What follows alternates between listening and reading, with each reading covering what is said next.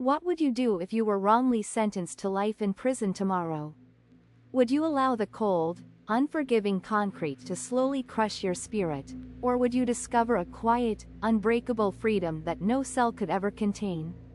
The year is 1966, and Rubin, Hurricane, Carter is a top-ranked middleweight boxing contender at the absolute pinnacle of his career, with the world at his feet. In a sudden, devastating twist of fate, he is wrongly convicted of a triple murder and sentenced to spend the rest of his life behind bars. Stripped of his title, his hard-earned reputation, and his physical freedom, he is cast into the bleak shadows of a maximum security penitentiary. As the heavy iron doors slam shut and lock him away from the world, Carter makes a shocking and defiant decision. He absolutely refuses to be treated like a prisoner.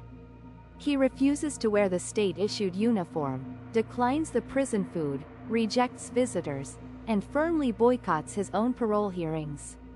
He boldly declares to his captors that while they may successfully cage his physical body, they do not possess the power to cage his mind.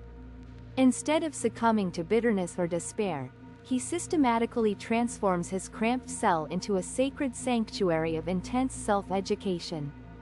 For 19 grueling years, he spends every single waking hour devouring books on law, history, and philosophy, meticulously crafting his own complex legal defense.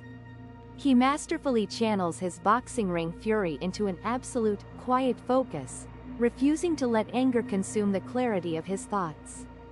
Finally, after nearly 2 decades of relentless self-advocacy, his conviction is overturned, and he walks out of those gates a completely free man.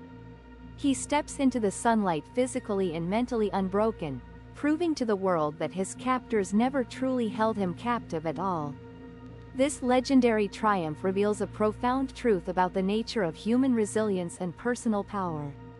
No matter how restrictive your external circumstances may become, your mind remains a sovereign territory that no one can ever conquer without your consent.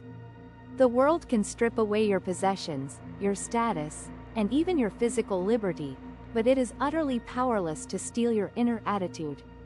True freedom is never a physical place you inhabit, but a sacred mental fortress that you must actively guard, cultivate, and defend every single day of your life.